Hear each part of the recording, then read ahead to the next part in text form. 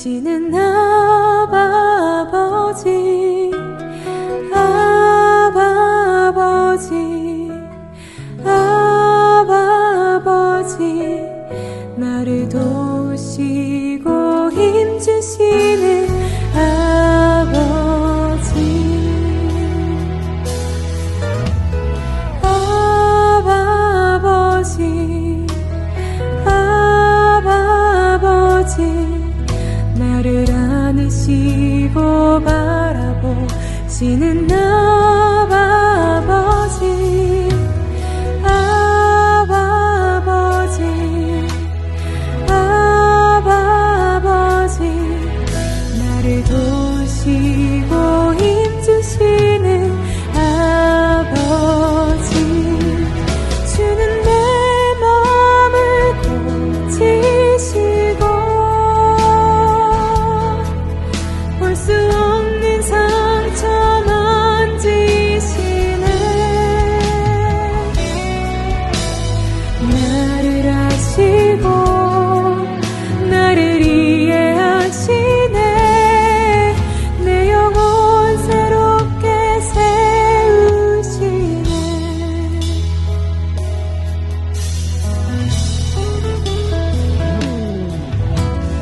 아바 아버지, 아바 아버지, 나를 안으시고 바라보시는 아바 아버지, 아바 아버지, 아바 아버지, 나를 도우시고 힘주시는 아버지, 주는 내 마음을 고치시고 볼 수 없는 상처 만지시네. 나를 아시고 나를 이해하시네. 내 영혼 새롭게 세우시네. 주는 내 마음을 고치시고 볼 수 없는 상처 만지시네. 나를 아시고 나를 이해하시네. 내 영혼 새롭게 세우시네.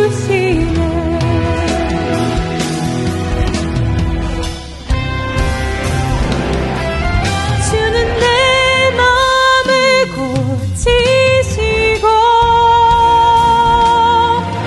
볼 수 없는 상처 만지시네.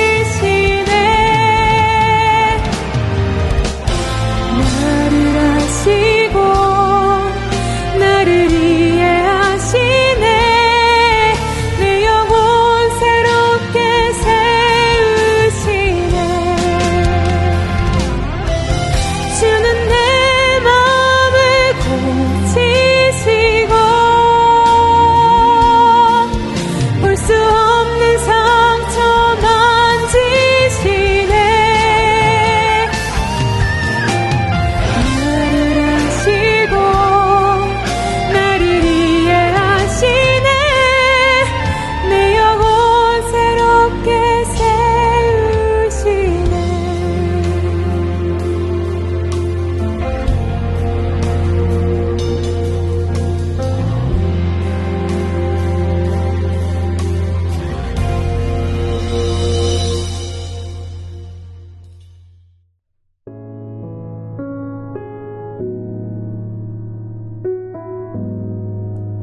그러므로 형제들아, 우리가 빚진 자로 돼 육신에게 져서 육신대로 살 것이 아니니라. 너희가 육신대로 살면 반드시 죽을 것이로되 영으로서 몸의 행실을 죽이면 살리니, 무릇 하나님의 영으로 인도함을 받는 사람은 곧 하나님의 아들이라.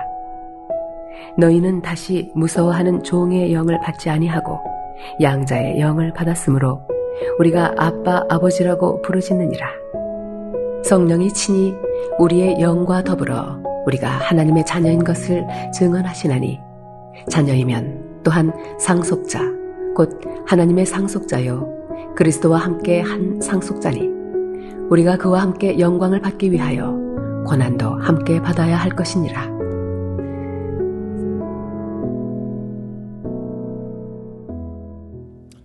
(2011년에) 영국의 윌리엄 왕자와 그리고 약혼녀 케이트 미들턴의 결혼식이 런던 웨스터민스터 대성당에서 성대하게 거행된 적이 있습니다. 특별히 당시 350년 만에 평민 왕세자비가 탄생했다라고 하는 점에서 이목을 끌기도 했는데요. 그녀는 평범한 사업가의 장녀였다고 합니다. 그래서 당시에 신데렐라 신드롬이라고 하는 것이 번지기도 했죠. 어떤 매체 조사 결과 미혼 여성 10명 가운데 7명이 결혼을 통해서 신분 상승을 꿈꾼다고 해요. TV 드라마나 영화를 봐도 그런 이야기가 많이 나와 있죠. 자, 그런데 오늘 성경은 우리의 신분 상승, 인생 역전에 대해서 말씀하고 있습니다. 자, 그러면 과거에 우리의 신분은 어떤 상태였을까요? 성경은 우리 모두가 빚진 자요, 죄의 종이었다라고 표현을 하고 있습니다. 인간은 하나님의 형상으로 지음을 받았지만 불순종함으로 인해서 안타깝게도 그 형상이 파괴되고 말았어요. 그 결과 우리는 날마다 죄의 영향력 아래에서 살아가게 되었습니다. 우리는 그야말로 빚진 자요, 종처럼 비참하게 살 수밖에 없었던 그런 신분이었다고 하는 것입니다. 여러분, 세상에 죄를 짓고 싶어서 짓는 사람이 어디 있겠습니까? 나도 모르게 남을 미워하기도 하고 때로는 성을 내기도 하고 그리고 다투기도 합니다. 그래서 로마서 7장에 보면 내가 원하는 바 선은 행하지 않고 원하지 않는 악을 행하는도다. 그렇게 기록하고 있지 않습니까? 우리는 죄 가운데 죄의 지배를 받으면서 사탄의 종이 되어 꼼짝 못하는 그런 존재였다는 말이에요. 그런데 우리 예수님께서 십자가에서 우리의 죄를 담당해 주셨습니다. 우리를 죄로부터 해방시켜 주셨어요. 이제 예수님을 우리가 구주로 믿고 우리 죄를 회개하기만 하면 죄사함을 받을 수가 있게 된 것입니다. 더 이상 죄의 지배를 당할 필요도 없고 그리고 사탄에게 끌려다닐 필요도 없게 된 것입니다. 자, 그러면 현재 우리의 신분은 무엇일까요? 이전에는 죄의 종이요 빚진 자였지만 이제는 하나님의 거룩한 자녀가 되었어요. 영접하는 자, 곧 그 이름을 믿는 자들에게는 하나님의 자녀가 되는 권세를 주신다고 했습니다. 여러분, 놀랍지 않습니까? 예수님을 믿음으로 죄의 종에서 하나님의 자녀로 아주 엄청난 신분이 상승이 된 거예요. 빌립보서에 보면 예수님은 자기를 비워서 종의 형체를 가지셨고 자기를 낮추셔서 사람들과 같이 되셨고 죽기까지 복종하셨다. 그렇게 말씀하고 있습니다. 우리 예수님께서 왜 비우셨습니까? 바로 우리를 채워주시기 위해서입니다. 왜 우리 주님께서 낮아지셨습니까? 우리를 높여주시기 위함입니다. 왜 주님께서 죽으셨을까요? 바로 우리를 살려주시기 위함입니다. 우리 모두는 과거에 죄와 사망의 종이었지만 이제 하나님의 아들로 하나님의 딸로 입양된 자들이 된 것입니다. 우리 안에 죄로 인해서 완전히 깨어져 버렸던 하나님의 형상이 회복이 되었고 하나님과의 관계도 온전히 회복된 것입니다. 이제 하나님의 자녀로서 그야말로 모든 권세를 누릴 수 있는 그런 존재가 된 것이죠. 여러분, 하나님의 자녀 된 것이 믿어지지 않는다고요? 자, 그러면 우리가 하나님의 자녀 된 것을 과연 어떻게 알 수 있을까요? 최근에 부부 사이의 신뢰가 무너지면서 유전자 감식으로 친자 확인 검사를 의뢰하는 그런 사람들이 급증했다고 합니다. 매년 5,000건이나 이루어지고 있다고 해요. 그런데 안타깝게도 그 가운데 30% 정도가 친자가 아님이라고 하는 판정을 받는다고 합니다. 자, 그런데 우리가 하나님의 자녀된 것, 이것을 어떻게 알 수 있을까요? 유전자 검사를 통해서 알 수 있을까요? 자, 우리가 하나님의 자녀인 것을 증거하는 분이 계십니다. 오늘 16절 말씀에 보면 성령이 친히 우리의 영과 더불어 우리가 하나님의 자녀인 것을 증언하신다. 그렇게 말씀하고 있습니다. 당시 로마 제국에서 양자가 되기 위해서는 최소 7명의 보증인이 있어야 가능했다고 하죠. 우리가 하나님의 자녀가 되는 것도 보증인이 필요합니다. 바로 우리 안에 계신 성령님께서 기꺼이 보증인이 되어주십니다.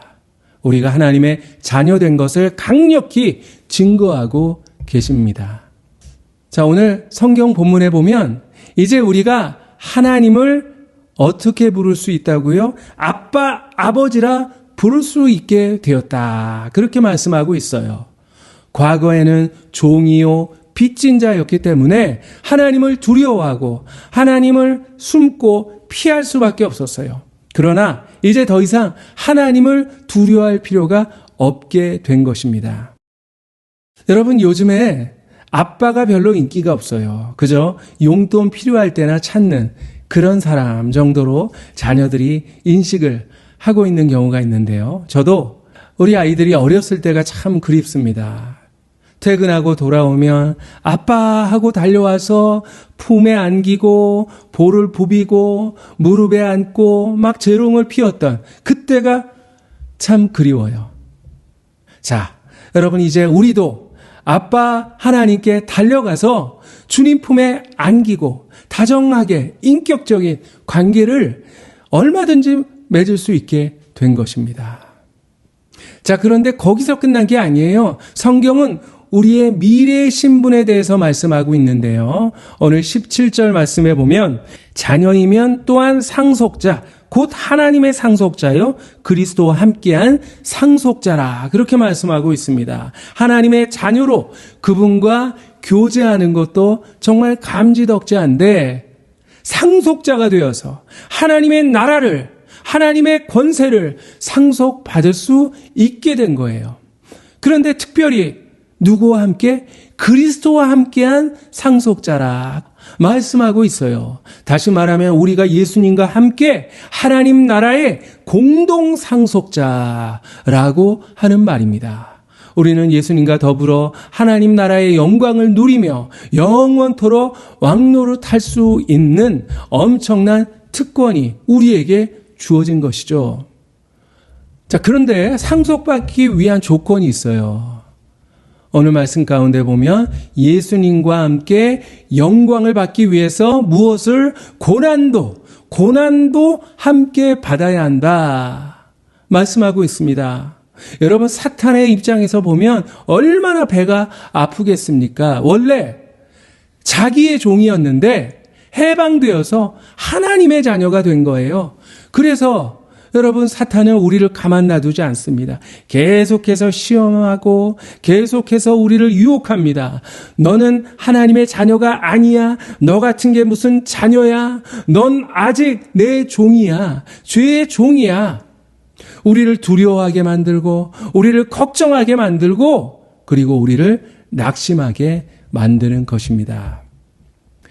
그래서 우리가 하나님의 자녀라는 신분을 망각한 채 열등감에 빠지게 하고 계속해서 죄 가운데 거하도록 만들고 있는 거예요. 여러분, 한 번은 자기 자신이 쥐라고 생각하는 청년이 있었습니다. 그 증세가 얼마나 심각한지 도저히 치료가 안 돼서 정신병원에 입원해야만 했습니다.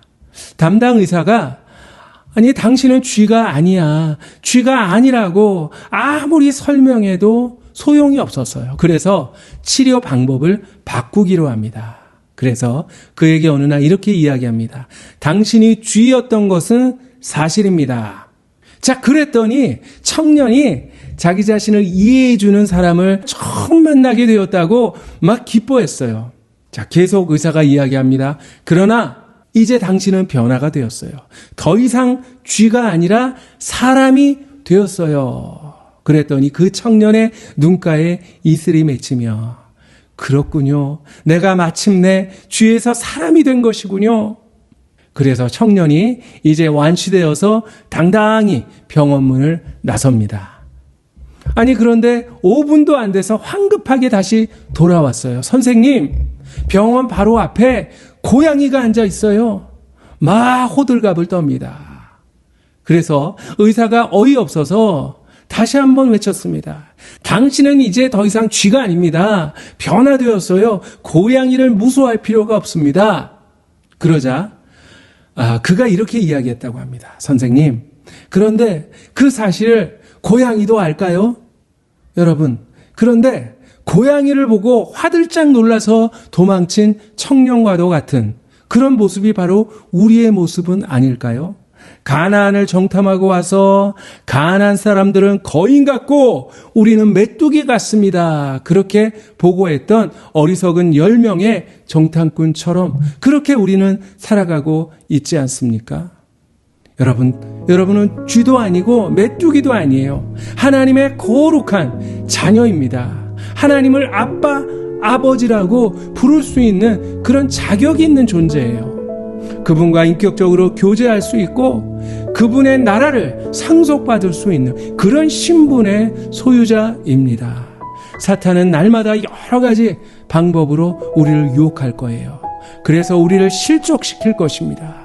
여러분, 절대로 사탄의 시험, 사탄의 거짓말에 넘어가지 마시기를 바랍니다. 하나님 아버지께서 우리를 보호해 주실 거예요. 하나님의 손을 꼭 잡고 그분과 동행하시기를 바랍니다. 힘들 때마다 그분 품에 꼭 안겨보세요. 혹시 필요한 것이 있다면 담대하게 구하세요. 후히 주시고 절대 꾸짖지 아니하시는 우리 좋으신 하나님 아버지께서 우리에게 풍성한 것으로 채워 주실 것입니다. 기도하겠습니다. 하나님 아버지, 감사합니다. 이전에 죄의 종이요 사탄의 노예였던 불행한 저희들, 예수 그리스도의 십자가의 공로로 우리를 구원하여 주시고 우리에게 자유를 주실 뿐만 아니라 정말 하나님의 자녀가 되어서 하나님의 축복을 누리며 살아갈 수 있게 하여 주신 것 주님 감사합니다. 뿐만 아니라 우리에게 하나님 나라의 상속자가 되는 정말 고귀한 신분 허락하여 주신 것 주님 감사합니다. 그런데 저희들 어리석게도 우리의 신분을 망각하고 마치 죄인처럼 살았습니다. 마치 아무것도 없는 그런 존재일 것처럼 낙심하고 걱정하고 좌절했습니다.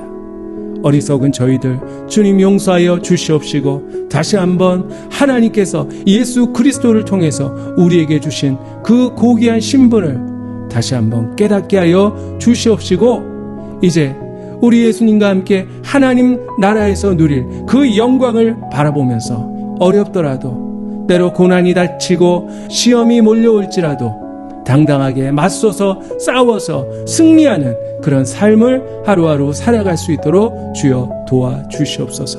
우리의 아빠, 아버지가 되시는 주님을 찬양합니다. 예수 그리스도 이름으로 기도하옵나이다. 아멘. 이제는 예수 그리스도의 은혜와 하나님의 사랑과 성령님의 교통하심 함께 하심이 이제 아빠, 아버지라 하나님을 담대히 부르며 주님과 함께 승리하는 축복의 삶을 살 것을 마음으로 다짐하는 사랑하는 모든 성도들 가운데 저들의 가정과 모든 앞날 위에 이제부터 영원히 항상 함께 하시기를 간절히 축원하옵나이다. 아멘.